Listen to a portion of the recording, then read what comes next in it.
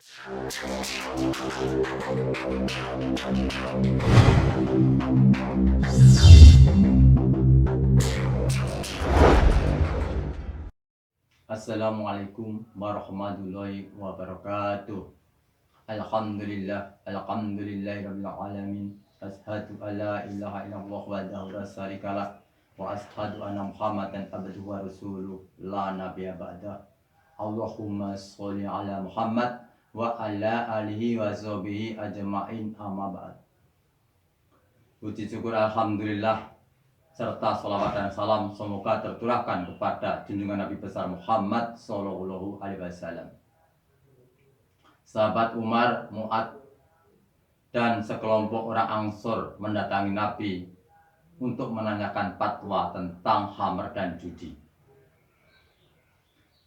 Dijawab oleh Allah dalam Al-Quran surat Al-Baqarah ayat 219. يسألونك عن الخمر والميسر قل فيهما إثم كبير ومنافع للناس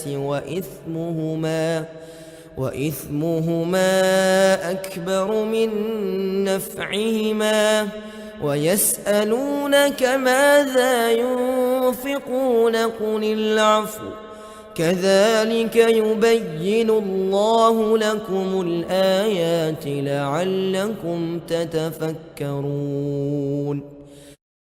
Mereka menanyakan kepadamu Muhammad tentang khamar dan judi.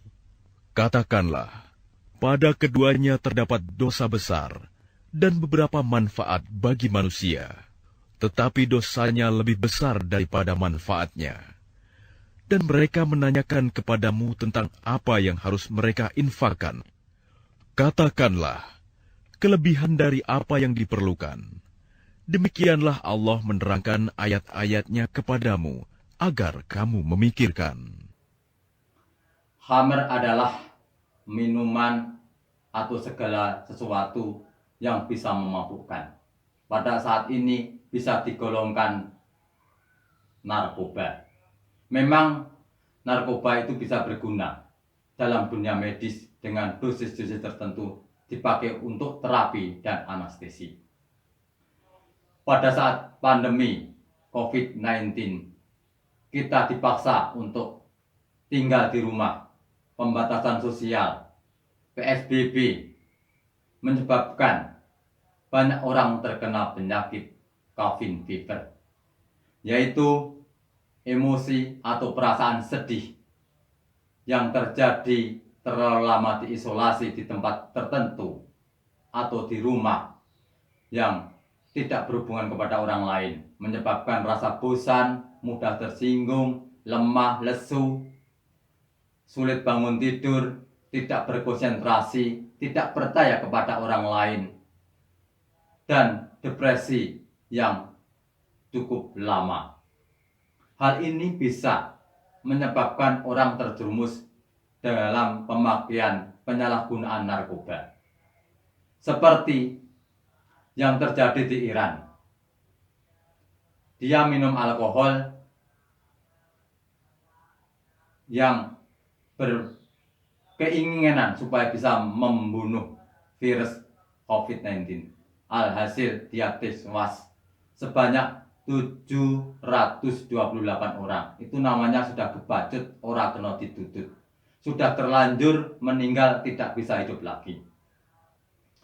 Pemerintah, MUI, Muhammadiyah, dan NU menghimbau dalam pencegahan COVID-19 ini, dihimbau masyarakat tidak menggunakan narkoba dan merokok. Untuk itu kita harus mempunyai pencegahan yang terbaik, the best preventive. Yang pertama adalah bertauhid kepada Allah. Qul huwallahu ahad. Katakanlah bahwa Allah itu esa. Iyyaka na'budu wa iyyaka nasta'in. Hanya kepadamu ya Allah kami menyembah, dan hanya kepadamu ya Allah kami mohon pertolongan. Kita harus positive thinking, berhusnudzon kepada Allah. Allah berfirman, fa inna ma'al usri yusra, bahwa kesulitan pasti ada kemudahan. Dalam At-Tolaq ayat 2 dan 3, orang-orang yang beriman kepada Allah akan diberi jalan keluar dan diberi rezeki yang tak terduga-duga. Dengan tauhid inilah hati kita akan tenang, kita tidak akan sedih sebagai kejadian apapun seperti ujian pandemi ini. Kita tetap ingat dan dekat kepada Allah, insya Allah Allah akan menolong kita, hati kita akan tenang dan tetap bahagia. Elok akhlaknya. Hidup di dunia ini kita harus berakhlakul karimah seperti yang dituntunkan Nabi Muhammad, bahwa agama Islam diturunkan adalah untuk memperbaiki akhlak. Dengan akhlak yang baik kepada sesama manusia, kita tidak akan bingung. Kita ada kesulitan, teman-teman kita baik semua, dan insya Allah bisa membantu kita. Akhlak yang baik kepada orang tua, terutama kepada ibu kita. Karena keridhaan Allah adalah keridhaan orang tua. Kalau orang tua murka, Allah juga akan murka.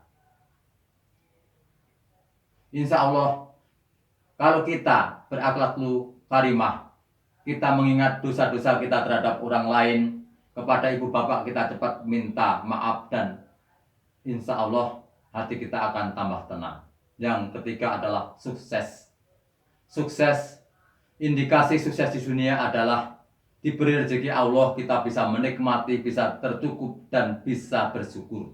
Karena kita bersyukur, nikmat akan ditambah.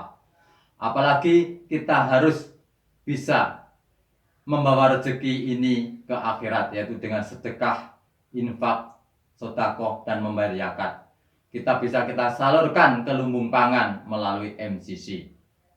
Kalau kita sudah sedekah, hati kita akan senang dan bahagia, tidak akan terkena cabin fever dan terkena narkoba. Yang selanjutnya adalah toleransi.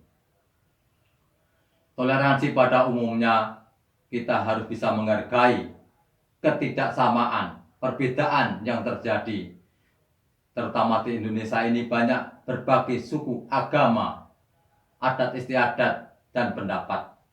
Kalau kita bisa menghargai pendapat orang lain melalui WA, melalui internet, atau yang lain-lain, insya Allah kita tidak akan sedih, tidak akan berpikiran memberi beban bagi kita yang terimpit dengan pandemi COVID-19, menyebabkan kita kekurangan harta atau kita sedih.